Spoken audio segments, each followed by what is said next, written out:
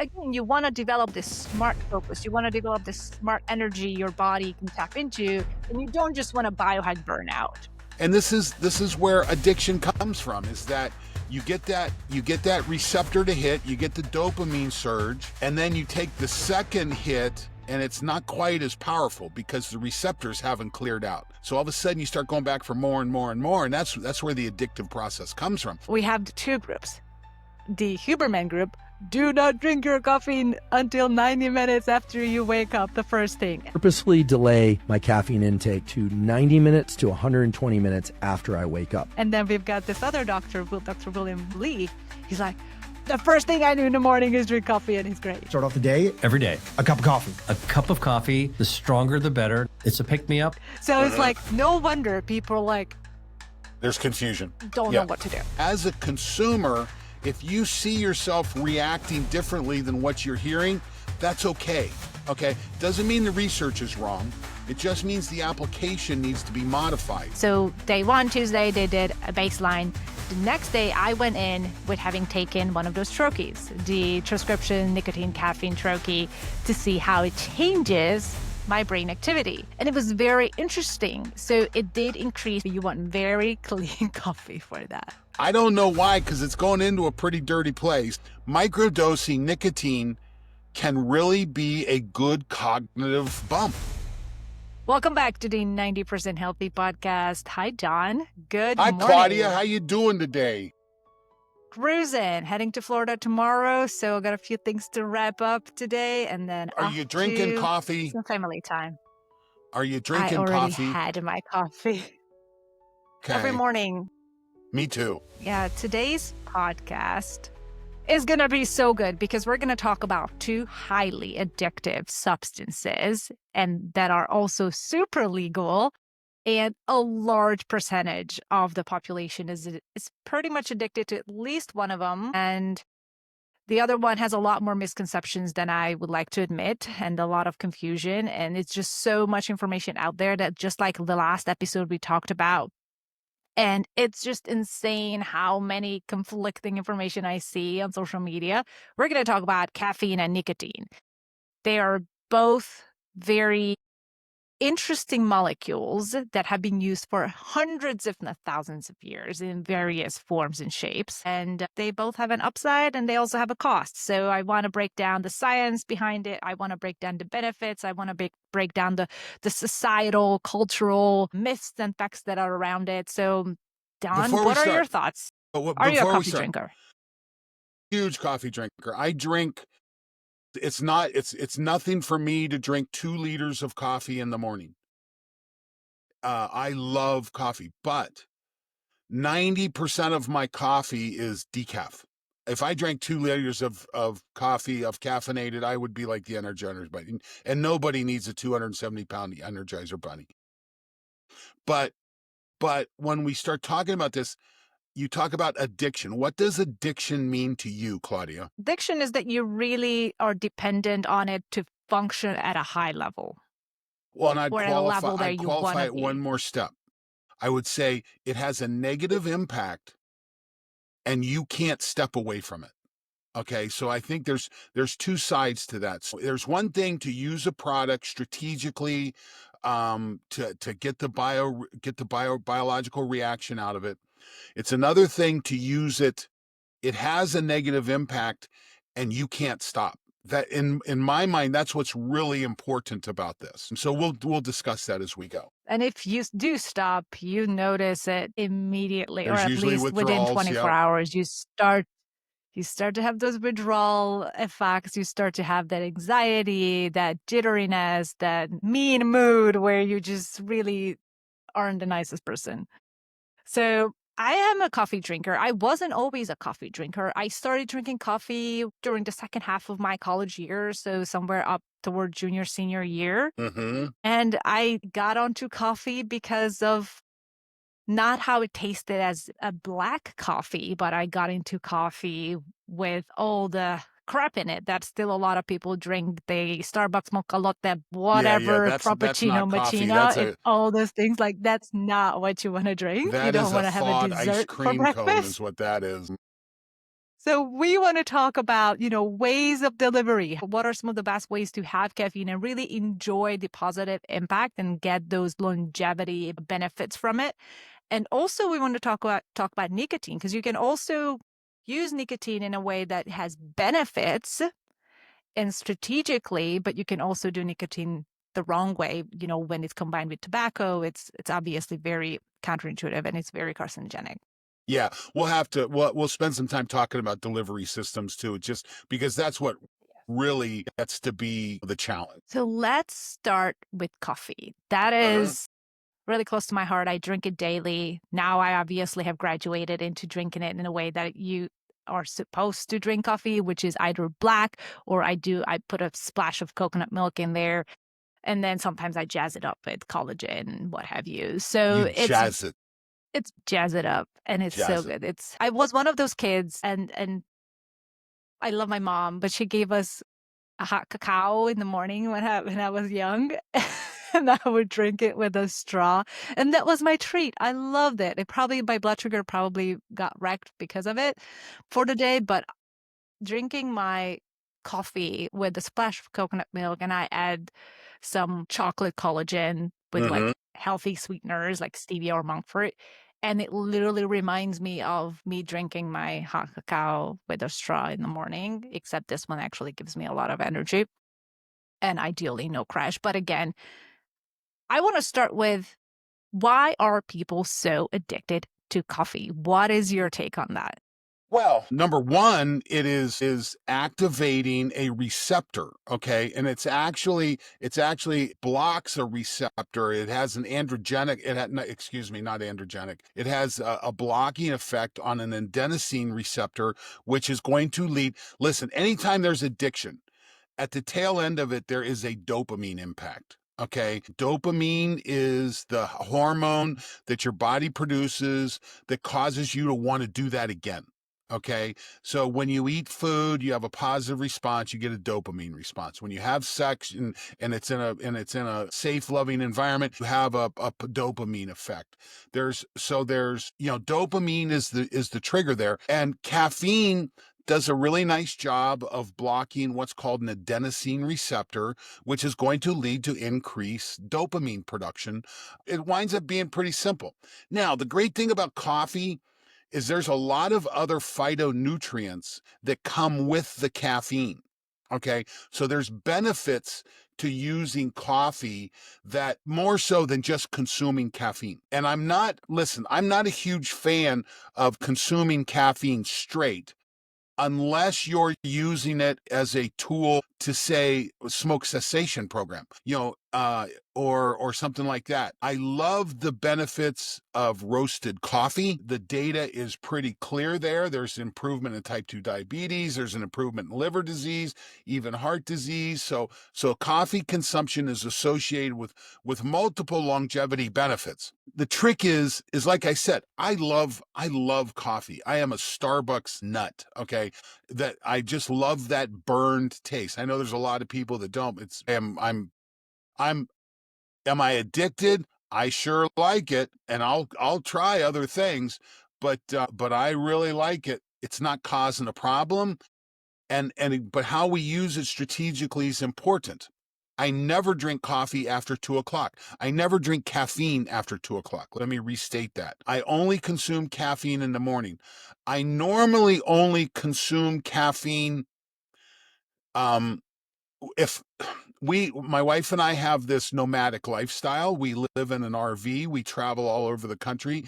There's a couple times, can be a couple times a month, certainly several times a year, where we're in a long drive. Like if we're going from North Carolina to Arizona, that's 30 hours of driving. We'll do that in 5 or 6 days. So I will use caffeine a lot more on that drive than what I do when we're not driving, because I want it to be able to work. So part of using caffeine, nicotine strategically is not using it so those receptors are clear, because it takes receptors time to recycle. You got to clear those things out. And this is where addiction comes from, is that you get that receptor to hit, you get the dopamine surge, and then you take the second hit and it's not quite as powerful because the receptors haven't cleared out. So all of a sudden you start going back for more and more and more, and that's where the addictive process comes from. And dopamine's the tail end of that.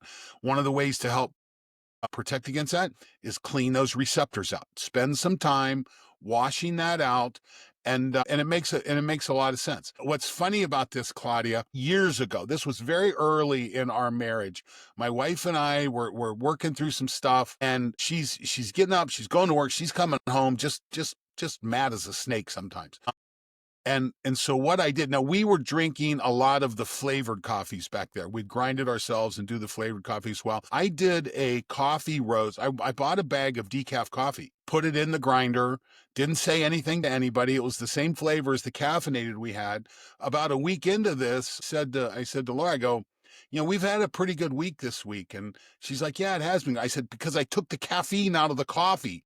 It's not firing you up first thing in the morning. So there's little things. And again, you can drink coffee without caffeine and getting used to that. So that's an important part of this. Yeah, I think a lot of people do where they have their regular caffeinated coffee in the morning, and then later on in the day, they have a decaf coffee just to get the benefits of the polyphenols and the chlorogenic acid that are associated with those protective benefits when it comes to heart health, cognitive health, and even blood sugar control. So there are a lot of benefits for coffee. But I do agree, the body is an adaptation machine. And if you keep giving it the boost of coffee, then it will require more and more in order to get the same benefits. However, and that is a huge little trick that a lot of people don't use, I think, is taking a break, like you and your wife did. Taking a break for a week, 2 weeks helps reset those receptors. And we're not just talking about coffee blunting that adenosine molecule, but also helping your body reset those dopamine receptors. So when you have coffee after 2 weeks of not having coffee, all of a sudden your body is like, oh, I like this. So it's very interesting how, as you keep surprising your body, it keeps adapting in a positive way, as opposed to becoming so dependent on something that once you take it away, use it as a crutch. And that's not what you want from any type of stimulant, to be a crutch. Right. Well, and again, listen, part of the downside is that you're so overstimulated in the evening that you really can't get your circadian rhythm back in cycle, and you can't get to sleep. Then all of a sudden you're supplementing melatonin and all these other things. And I do not like that. I think you've got to try and get back to the basic state, clear out your system, get it back down. And again, nothing after 2 o'clock. I had caffeine this morning, kind of acting like I did. I feel like I'm kind of wired a little bit, but none yesterday.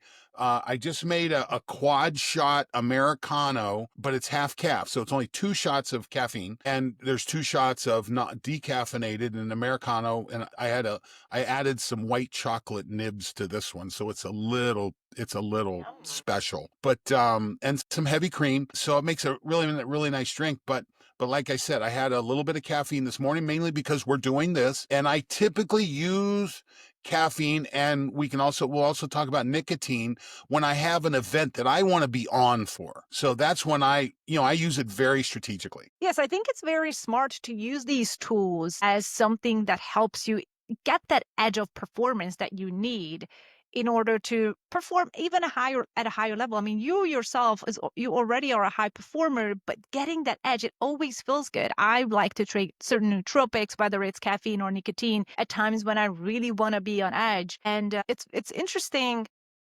Forgot I wanted to say something as you were talking, and it totally slipped my mind. It will come back to me. It'll come back.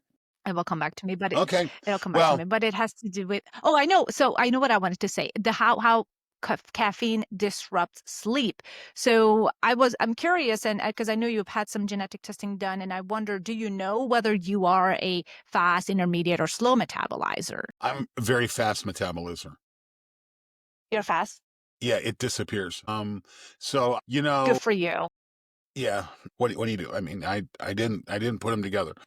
I'm an intermediate. So for Really? me, I can't have coffee after afternoon. It's really disrupts my sleep architecture. I get less REM, I get less deep. It takes me longer to fall asleep. And studies generally back this up. If you have as much as like 400 milligrams of caffeine within 12 hours of going to sleep, it will disrupt your sleep architecture. Yes. And of course, some studies have limitations with like smaller sample sizes or just objective measure or subjective measurements of sleep quality, which is always going to be a little funky with people, how they remember falling asleep and how they remember having good or bad night's sleep. But it's very interesting that if I do have coffee, and whether we're talking about actual caffeine, or I do want to mention that new age energy drink, which is boosted with paraxantin. When I tried that drink, it was very interesting because I did not give it enough credit when I tried it. Well, like, oh, it's not coffee, or it's not caffeine. It's not going to keep me so awake at night. And I drank it at 2:00 in the afternoon. And it lit you up, didn't it? What a mistake. My goodness. I was wide awake in my bed at like midnight. And at first, I couldn't put two and two together. I'm like, why am I so wired? I don't understand.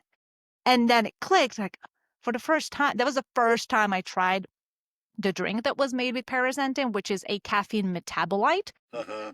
And it was just very mind-blowing. And whenever I drink that, I don't experience a crash. It seems to be a little bit of a cleaner way of boosting focus and alertness.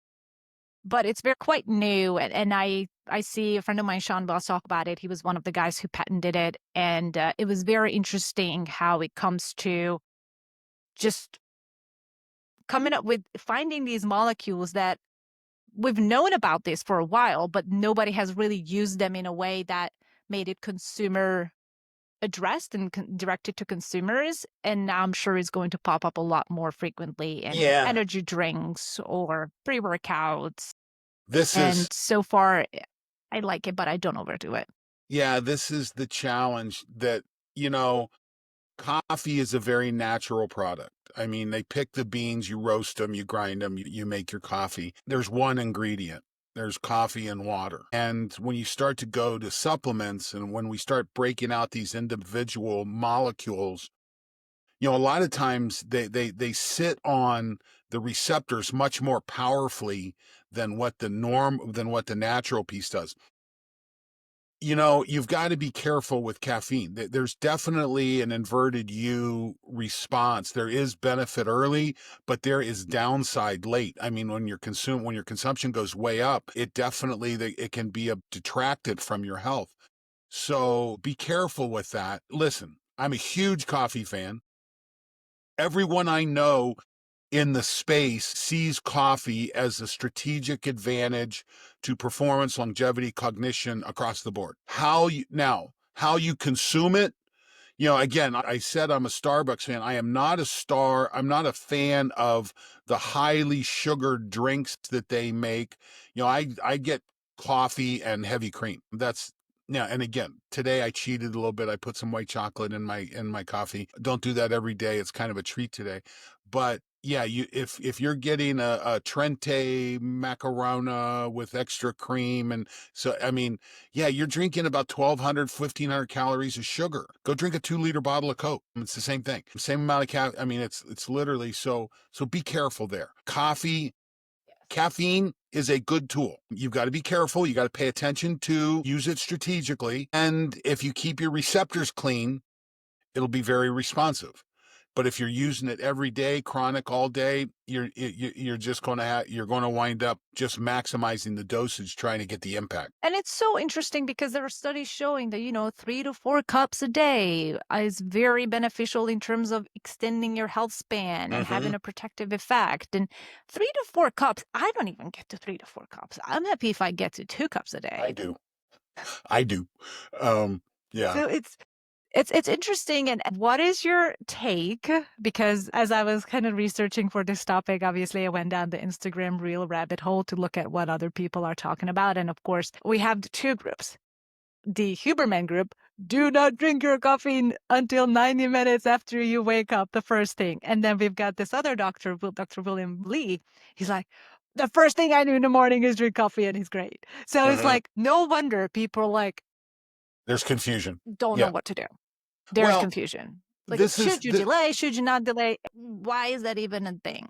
Listen, I love people like Huberman and Peter Attia. I think they do a yeoman's job of getting information out into the market, and more power to them. But the thing that you have to remember, that anytime that you have data that's based on a normal curve, when you're doing academic research, we spend an extensive amount of time creating what we call normal groups. We do selection. We develop what's called T-scores and things like that to try and get data that creates a nice normal curve. Okay. And that's usually what research is based off of. And when someone says the research says, it's usually based off the mean of that population they're studying, the average, the center. As a professional, when I work with a client, whether it's an athlete or a professional or someone like that, they could be 3 standard deviations to the right of the mean, or they could be 3 standard deviations to the left of the mean. They may not fit the normal population. So as a consumer, if you see yourself reacting differently than what you're hearing, that's okay. Okay. Doesn't mean the research is wrong. It just means the application needs to be modified. So that's the reason I like objective measurements so much. That's the reason I love HRV. It's the reason I love sleep monitors. It's the reason I love heart rate, because I get an actual measurement, active measurement of the impact of what we're doing. So if you are 3 standard deviations to the right, meaning that you are in we call it the 99th percentile. If we lined up 100 people average like you, there would be 99 of them to the left. You would be special out there on the end.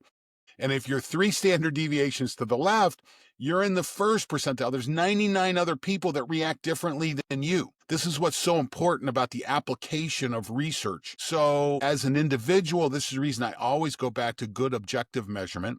Measure your sleep. There's great tools for doing this. They're getting better all the time. You and I, we love the Oura Ring. We have no vested interest in that other than the fact it's a tool that we use and recommend. We should figure out a way to get an affiliate code for them. But yeah, use objective tools to figure out what is the impact of this on you, because you may not be average. We know you're not. We know you're special. Everybody's special. There you go. We've all got our own little uniqueness. I'm going to drink 20 ounces of coffee on this podcast. Gosh, I'll probably have another cup once we're done, just so I can get through the editing. There you go. So let's shift over to nicotine. Nicotine, I have a lot less experience with. I never smoke cigarettes. I never really do patches. Every now and then, I use those troches that make you blue all over, because it also has methylene. The transcriptions. Yeah, the transcription ones. Yeah. And I'll tell you a little bit later about a little experiment I did with the troches. That was very interesting. But I would love to hear the little, is it an old one or is it a new package? I don't know. It's in my desk. Oh, okay. I was like, I haven't seen that packaging before. But yeah, so I use that occasionally, usually for pre-workout, not for on-camera stuff, because you do have to put it in your gum and let it dissolve, and it does make things blue, and it's not exactly. You know what? I was talking to Scott about that. Blanking on Scott's last name. He's the doctor that does transcription. Yeah. And he says you don't have to do it in your mouth. You can just eat it. So I had that conversation with him, and I do agree you can just eat it if it's just blue, if it's just the methylene blue, because you still get the mitochondrial benefits with methylene blue if you ingest it and just swallow it, because that's what I do when I travel. And I just simply eat it like a supplement. But in order to get that nicotine benefit, you do want that what is it? Is transdermal? The buccal, across the buccal of the mouth. Yes, you do want to do that. Which is a great place to absorb molecules, by the way. Yeah, so because when people use those Zins, those patches, they tend to put it up by their gum to get the impact. So yeah. What happens with nicotine? How does it react with our neurotransmitters and all of our things? Well, it's still a dopamine promoter, but it does it through a different receptor set. So it works with a nicotinamide acetylcholine receptor. So it's landing on a different receptor, but it's still getting a dopamine reaction, a dopamine pump. Now, the challenge with nicotine is this. What is the delivery system? Okay. Because it is far more addictive than is caffeine. Okay. Again, when we look at the definition of addiction, there is a downside and you can't stop. Okay. So there's not huge downsides to caffeine, particularly if you keep it away from sleep. Okay. There may be no downsides and there's lots of benefit. With nicotine, there's a little bit of benefit with cognition. That's when I use it. I'll use a little bit of nicotine gum before a big presentation. If I'm presenting at a conference and I've got, I've got several hundred people in front of me, I will use a 2 milligram nicotine Nicorette gum capsule. If I use like a Zyn, I am a mess. Okay. It whacks me like I get hit in the face with a board. And now I have friends that actually they'll go through a box of Zyns in a day. They're using 20, 30 milligrams of nicotine a day. Okay, that's better than smoking. Okay, so let's make sure we make that point. Synthetic the microdose, isn't it? Yes, but the addiction's another story, okay? Yes. And if you're a smoker, I don't care how much synthetic nicotine you're using, stop smoking. Stop pulling all that shit into your lungs because the downside of that is gigantic. Okay. And if you can use that to level off, and I used to teach smoke cessation years ago. And again, breaking the habits, using tools to break the habits, starting to account for what you're doing. It makes a lot of difference. And a lot of times, if you're a Zyn user or if you're a nicotine user, this was certainly true with smoking cigarettes, it's just a habit. You didn't want it. It was just the habit. And how does a European female get out of Europe without smoking? That's what I want to know. You definitely broke the mold there. But yeah, so I like I said, I may use nicotine max 3 or 4 times a year. Okay. I'm able, again, if you keep your receptors clean, all of a sudden caffeine can do what I need it to do. Okay. I don't need to go to nicotine or cocaine or anything like that. We can stay down on the safe side of this thing. But yeah, using it microdosing it can be a wonderful tool for cognition, for creative, for that drive. It can be a great tool for that. Yes. And there are a lot of studies that are now showing its positive impact on a lot of neurodegenerative diseases like Alzheimer's, Parkinson's. And we're talking again, nicotine that is not through combination of tobacco, but just nicotine as patch or some type of a skin or a gum. So the delivery, yes, to your point, very much matters. And I got out of Europe without smoking cigarettes because I never really liked the smell of it. My dad smoked for a long time. Like he smoked 30 years before I was even born. And then he continued smoking. And then he stopped, I think, when I was around 6 or 7 or something like that. Does he still smoke now? And then he just picked it back up. Okay. He just picked it back up about 5 years ago. So in his late 70s, so he's 80 now, and he's smoking. I mean, he keeps on putting it down for a week or so, and then when he gets stressed, he picks it back up. But it is, like you said, the habit, the time spent with that movement. And then I'm sure he gets, because of that nicotine rush, he does have that alertness to it. And for a long time, it was for him where he had his morning coffee and his cigarette. That was the European thing. My father was and my mom did it for a while. Yeah, my father was also a 3-pack a day smoker. He grew up in the mountains of North Carolina. And when you talk to my dad about this, it was almost like you had a responsibility to smoke when you grow up in the middle of tobacco country. But then my dad, I was in grad school. We're up at the Ohio State, Michigan football game. My brother's down on the field, and my dad has a massive coronary on the sideline of the football field. My dad made it through it. They were doing research on a product at University of Michigan called TPA. It was a clot busting drug. And my dad made it through, lived another 23 years after that, but never smoked a cigarette. And if you would have seen the crap that was coming out of his lungs while he was in the intensive care, It was remarkable. It was like you're draining the oil on your car. It was so black and nasty. He stopped. I mean, completely stopped smoking at that point. Now, 5 years before that, we were freshmen at Ohio State. I was living with my brother in the dorms, and I came home from class one day, and I walked into our dorm room, and I'm like, Dad's been here. I could smell the tobacco. And that's when it really dawned on me. It's like, oh, this is, because when you grow up in it, you don't notice it. Those receptors get knocked down, and you just, and they just are not responsive, the stink receptors. But yeah, we walked in, I'm like, Dad's been here. So, but then he stopped, and again, he lived another 23 years after that. There's huge benefits to stopping smoking. Huge. Okay. 5 years after you stop smoking, your risk profile is the same as a never smoker. Okay, this is what's so amazing about this, and it drops dramatically early. So there are loads of reasons to stop smoking. If you've got to figure out the habit, you got to figure out what the triggers are, what causes you to pick up that cigarette. If you can use synthetic nicotine patches to resolve that desire, great. And all of a sudden your dopamine systems are going to reset. Life just gets better from there on out. But listen, I work in the cannabis industry, okay? I do not believe in smoking every day, whether it's cannabis or tobacco or vaping. Your lungs were not designed for that. Now, having been part of a Native American ritual where they shared tobacco. Tobacco was spiritual for the Native Americans, and they may smoke tobacco maybe 3-4 times a year. There's not a big problem there. Okay.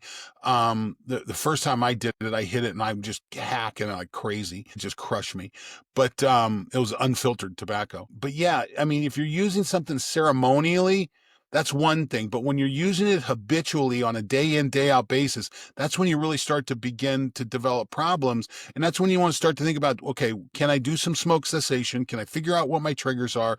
Can I figure some alternative behaviors? Can I use some alternative products? Like I said, whether it's nicotine gum or nicotine patches or things like that, any of the synthetic nicotine rods, it can be very beneficial. And then, as you said, microdosing nicotine can really be a good cognitive bump.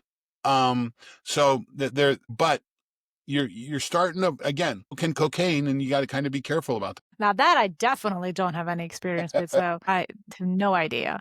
But in terms of microdosing, I think they talk about somewhere between 1 to 4 milligrams to keep it at that microdose level. Because when we're talking about a cigarette, that's about 20 milligrams of nicotine. So it's really ton, that yeah. fourth amount or fourth or fifth of what an actual cigarette would be. And so I want to tell you the story that I did an article back in the day, or it wasn't even an article. It was for just a project where I wanted to see how my brain would respond to a combination of these stimulants, nicotine and caffeine particularly, and how it would show up in a brain scan, in the brain map.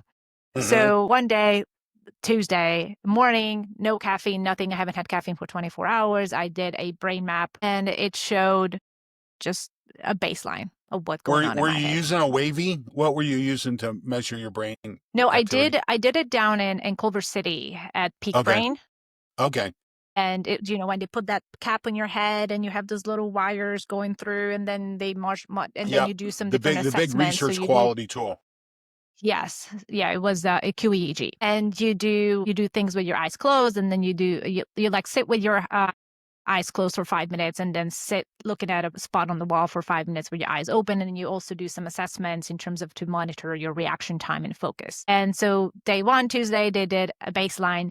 The next day I went in with having taken one of those troches, the prescription nicotine caffeine troche, to see how it changes my brain activity. And it was very interesting. So it did increase my focus and my reaction time when it was for that assessment.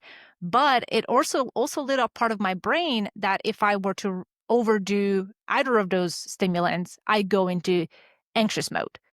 So I overthink things, I ruminate, and I can dip over into the pool of getting anxious and not enjoying the benefits to their fullest if I were to overdo it. So that really just showed me the power of microdose, how you really want that competitive edge with keeping yourself in check and getting just the amount that gives you that edge. It doesn't throw you over to the other side of the horse where you overdo it and you are really just, it's like the diminishing return type of thing. Mm-hmm. So it was very interesting, and it made me realize that, and even ever since then, listening to just different podcasts, this may be a very harsh statement to our society, but we are wired to be addicted to something. Our dopamine receptors are just so hungry for being lit up all the time, especially because we give them so many things to be lit up on, that rewiring a lot of things like these caffeine, nicotine, they all have the potential to rewire these dopaminergic receptors. But like you mentioned, and I couldn't emphasize enough how important the whole cycling effect of it is, to allow for those dopamine receptors to reset and be hungry again for reaching for that edge, for reaching for that higher performance. But if you're constantly stimulating, you are not going to get better and better. But even when you stop, you're just going to go from 10 to 2, which is terrible feeling. So it's just, yeah, I digress. So my friend Steven Kotler, if you listen to him very much, he wrote a book called The Rise of Superman. And I really like his book called Stealing Fire, talking about these small molecules and their impact. Flow. So flow is a psychological concept. When you're focused, concentration on a task at hand, there's a skill, there's an entire process that goes into creating flow. When you're in flow, you're getting a dump of all of these great brain chemicals, dopamine, serotonin, anandamide, all the biggies. Now, one of the things is there's several tools that go into this flow experiment, but this is one of the things that athletes thrive on, is that an athlete, that if you've got the movement, you get the anandamide, you go ahead and you get the focus, you get these things. The original book on this by Csikszentmihalyi was called Flow, The Psychology of the Optimum Experience. And this becomes so important, yes. But at the same time, if you go down one of those pathways, if all of a sudden you're down this nicotine pathway, you may not be able to get the benefits of the norepinephrine and the serotonin and those other things. So you can't get the whole combination together. And that's why it's kind of critical not to push it too far. Listen, if you're working 7 days a week and you need it to get through this, you need to reconsider lifestyle. Amen. Number one. Number two is you may have to work 7 days a week, but you don't have to hit whether it's the caffeine or the nicotine to get through it. Again, it becomes so habitual, and let someone else order your coffee for you so you don't know whether it's caffeinated or not. I guarantee you'll enjoy it just as much. Don't let them write it on the cup so you can't cheat. Because that's all of a sudden that's a placebo thing kicking in, and you've got to be careful there. But if this whole optimum performance, please, getting into flow, doing these kinds of things, you've got to have the systems working, and you can't have one part of that system hyperactive while the other one is inactive. So it's good. There's definitely an inverted U on both of those products, both caffeine and nicotine. You can do too much. The beauty is in the microdose, as you just said, but they do both have benefit. You just have to be aware of the delivery system. And you have to figure out the dose for you. And it's interesting because we talked a lot about how it optimizes focus and mental performance. But at the same time, a lot of people, including myself, have used both of these to boost physical performance. And some of the research that I've read and some of the people I've listened to, they've talked about how those like you who are fast caffeine metabolizers get a lot of benefits for using caffeine as a physical activity booster and exercise booster, because you get increased strength, increased endurance. But if you fall into what most people fall into, that intermediate and slow metabolizers, you do not have a lot of those benefits that fast metabolizers do. So in this case, I know we talked a lot about in the previous episode about genetics and how you really want to look at your lifestyle, but in the context of caffeine, it's very interesting. You do want to find out what your genes are in terms of fast intermediate or slow caffeine metabolizer, because it could help you use caffeine in a very strategic way. Klaudia, a couple of funny stories. Number one, I do a lot of work with cycling. Cycling is one of my favorite sports to follow. And if you look at the early Tour de France photos, almost all these early Tour de France photos have these guys who are riding these amazing races, and they're all smoking. Okay, they're all using caffeine, and you're like, wait a minute, what is the? And so there is a class of athletes that use nicotine delivered via smoking on a regular basis. So I think there's a better way to do it, but it's not. And then we're working with these other cyclists a few years ago. They couldn't get enough caffeine orally, so they were doing caffeine enemas. Oh, yeah. And it's like, okay, way beyond for me. You Okay, really have to have good coffee for that. Like, you don't want moldy coffee. You don't want non-organic coffee. You want very clean coffee for that.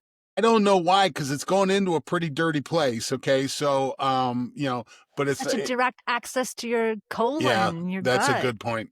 So tons of absorption. So athletes use both of these molecules, and they're not banned by USADA or WADA. They're now they're studied all the time, but they're not banned. But yeah, there's no doubt there is both a physical and a cognitive benefit that comes from their use. Can't deny that. Yeah, and speaking of the coffee enemas, I've had friends who've used coffee enemas, not particularly for the energy aspect, but because coffee is very high in polyphenols and very high in these very healthy, high polyphenol compounds. They have a lot of polyphenol compounds. It helps restore gut function for a lot of people, and helps with their gut health and just their microbiome. So it has a very different application than just giving them energy. So I've never tried it again, but it's interesting, and I've known quite a few people, particularly women, who have sworn by it. But yeah, you need really clean coffee for that. I'm going to have to be pretty far down the rabbit hole before I make that decision. And also, I do have to say, and I'm going to not agree with you on the Starbucks thing. I don't think Starbucks is good quality coffee. I just like it. Don't. Yes, I know. Some people like it because you like dark roast. Yes. And that's another thing that I kind of dabble with. Yes, dark roast has a lot more. I mean, my boyfriend loves dark roast. He's a dark roast guy. But me, I like medium roast. And when it comes to those polyphenols, they tend to have a higher concentration if it's not so heavily roasted. Right. So no doubt I like the taste, no doubt. And I get you. And I'll tell you, I have difficulty drinking coffee that's not really dark roasted. So there's lots of ways to do it. There's lots of coffees. Again, us traveling across the country like I do, I know when I roll into Starbs, I know what I'm getting. And so that's probably as much as anything. I used to, when we lived in Granville, my next door neighbor roasted coffee. So, which was so cool because my office was right there and that would waft into my house. Now he would only roast caffeinated coffee. And I'm like, Aaron, I need something decaffeinated because, but yeah, and I liked his coffee a lot. I just needed decaf. Yeah, coffee has such beautiful art to it. When I was in Colombia, we went to this coffee farm, and it was just so interesting to see how it was a small farm, like a family business, where you go from the different plants, the different types of coffee beans, and then how they roast it and how they go through the process of actually giving you the espresso or the coffee that's obviously black, and they, do the whole pouring of it. And it has some people are huge coffee snobs and they just love their coffee, high quality, take the time. It's like a ritual. It can be a ritual. So it's very interesting how everybody have their coffee the way they like it and the way they want it. And they don't put a lot of thought into, maybe I should stop for a couple of weeks to kind of help see how my body reacts. I haven't done that a lot. Maybe I've done, ever since I started drinking coffee, I maybe have stopped for an extended period, talking 10 to 14 days, 2 or 3 times in the past 10 years. So I should do it more often. Homie's not going that way. I like it too much. It's part of what I do. Now, but we go about it very strategically. So that's the important part. Hey, one of the other things I wanted to talk about, if you're looking for stimulants, okay, we have a mutual friend, Dr. David Rabin, who has a company called Apollo Neuro. You can go look this up, and they make a device. This is a little device that you wear on your wrist or your ankle. They actually have you can wear it on your hip now, and it vibrates at different tonal values, and the vibrations can be tuned on the app on your phone. So I have found the Apollo Neuro works as well as a stimulant for me. I've used it before several talks, but I can also use a different tonal value that if I'm having trouble getting to sleep, if something's going on, I'll use it and it'll knock me out too. So this is where a little bit of biohacking tech comes into play. Check out Apollo Neuro, Dr. David Rabin. They do a great job. It's a pretty interesting. I've watched this technology from the very beginning. They actually, their technology will work on your iPhone. Now your iPhone will vibrate for you, so you don't need the device. Yeah, so it's pretty cool, and it's worth a look. I've tried it a couple times, particularly for sleep, and I did enjoy it. I do like that slight subtle vibration. It kind of mellows you out.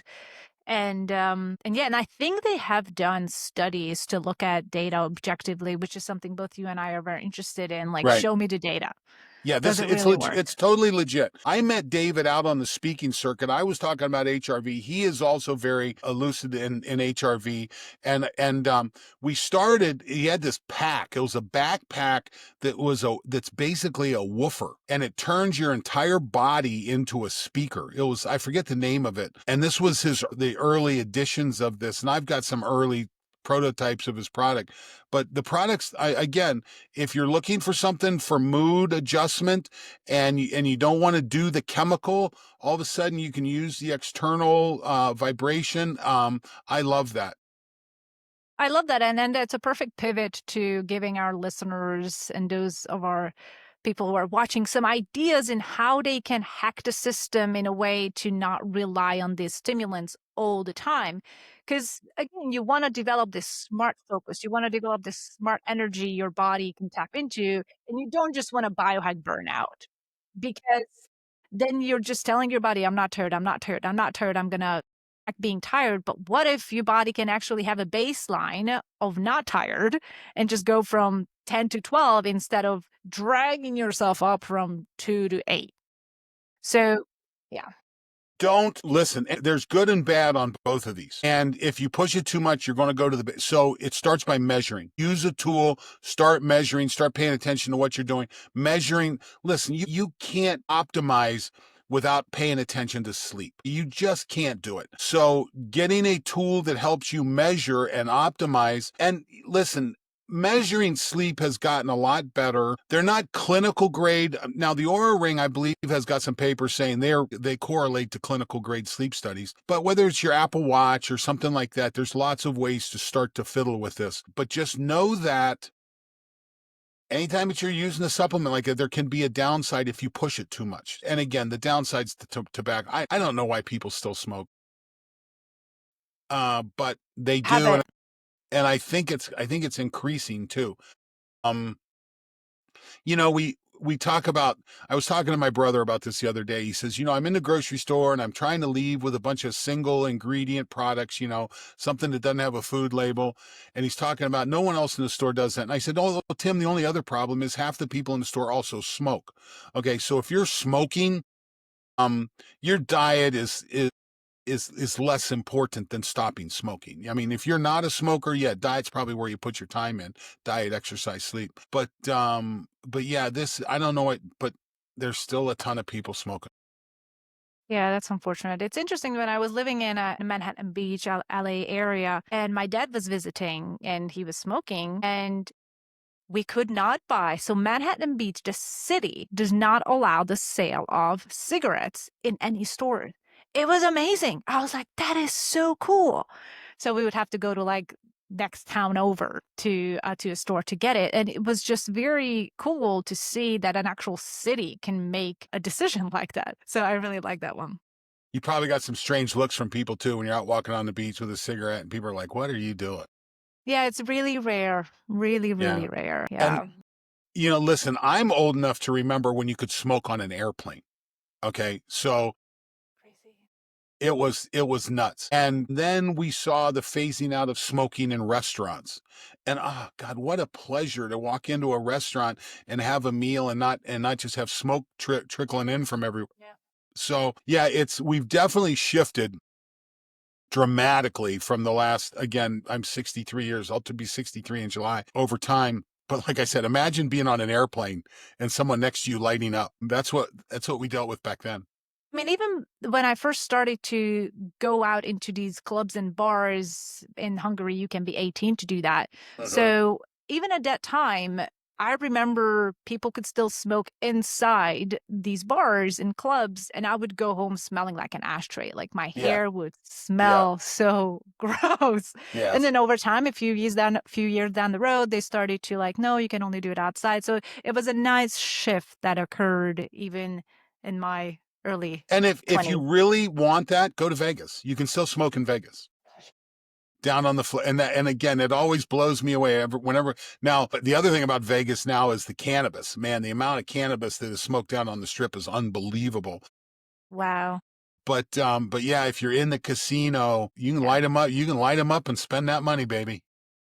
Oh yeah, Vegas is all about let's destroy your dopamine receptors. Everything is dopamine in there. Yeah, and just light them up. Whatever's dopamine, you can do it. Yeah. Smoke, drink, gamble, all of it. Yeah. It's insane. Yes. Okay, that's awesome. I would want to give a couple more tips to our audience in terms of choosing something else than reaching for that fourth cup of coffee at 3:00 crashing time. And that's movement. A lot of times, especially when we're sitting a lot in front of our computer or just working, that sluggishness that kind of starts to take over isn't necessarily the fact that your adenosine have increased, but rather the fact that you need to move a little bit, do some micro movements, go outside. It's very well studied that just 10-15 minutes of real natural light can really help your brain be like, okay, I'm still good to go. I don't need another stimulant to get me through the last few hours of work and then sacrifice sleep at the tail end of it and reach for melatonin. So movement is a wonderful hack in terms of substituting your last cup of coffee for a little bit of movement, or just hydrate. And that's another thing that we didn't talk about, that we do know that, coffee is a diuretic. A lot of people talk about it can become dehydrating just because it's a little bit vasoconstrictive. And I have this little saying that I've heard it, other people say it too, so it's not mine, but I really enjoy repeating it, is hydrate before you caffeinate. It's just a very good tool. And even if you go to Europe and people give you in restaurants an espresso, they bring you a glass of water. So it increases that I think delivery too, because being more hydrated will help your blood flow better, will help that caffeine get into your bloodstream and getting to your system a lot more effectively, and really enjoy the benefits much better. That's just a personal kind of untangulation of all of it. But I do agree. And you can also step down to lower caffeine product, teas. Okay, if in the afternoon you start to graduate down, there's ways that you can use teas. I use green tea often because again, there's lots of polyphenols, the ECGC. There's lots of good things in there. So I'll start to step down to teas later in the day that don't have the same caffeine kick. Yes, I do agree, and that's a wonderful little pivot to something that's lower caffeine quantity. And yeah. There's just so much more. I feel like we could talk about another hour about caffeine. Yeah, we're not going to do that. There's a lot about it. So I want to leave this here and ask our listeners if they have any questions, or there's something that wasn't clear, or they're thinking about personalizing their caffeine and nicotine intake but not sure where to start. Reach out to us. Absolutely. We're more than happy to help. You'll find us on social media, 90% Healthy on Instagram. Where are we? Do you put that on the other platforms too, or are we just on Instagram? They can comment and reach out to us on Instagram or on YouTube or mean, we do have it on TikTok too. So 90% healthy, you'll find us everywhere and anywhere. And you can also, find you at trainedrecoverwin.com. Yeah, I'm So just not a there's, TikTok guy. I think I'm outside the demographic. I'm not even a TikTok girl, and part of my demographic is in there, but it's just, it's a full-time job. Start by measuring. If you want to optimize, you can't manage it if you don't measure it. Just because you can measure it doesn't mean it's important. Okay. That's what's so important. But if you start to look at things that affect your sleep, measure your sleep. This is where great tools come into play. I really believe healthcare in the next decade will depend on wearable technology like an Oura Ring, like an evolved Apple Watch, things like that. But start measuring, start to develop your own dashboard of key performance indicators. These are the things you can start to take a look at. Makes it a lot easier to make decisions on managing these habits. Yes, and if you're very detail oriented, you can even add the journaling to it. Journal either in the morning or at night to track those subjective feelings and mood changes that you may have in response to these stimulants and how you feel your sleep was. I think it's a good little tool in the toolbox in addition to objective measures to develop your intuitive understanding of how these substances impact you personally. Completely agree. Yes, I recommend journaling. My daughter will tell you that whenever she has called me with a challenge, we work our way through it. I'm like, Jacqueline, I need you to go back and spend and just write. I just need you to write some of this out. It helps you get it straight. Writing, not typing, writing longhand. It works the motor cortex of the brain. It helps a lot of these ideas come together. So I'm a huge journaling fan. I love that. Yeah, it has become a daily practice for years now for me. So I Good for really you. highly recommend it. Good for you. So cool. Thanks so much, Don. It was such a great conversation, and I really enjoyed these. A lot of things to unpack. You have a great day. I'm going to go make another cup of coffee. Likewise, and I'll have breakfast too. I'll see you. I'll see you next week. Bye. Bye.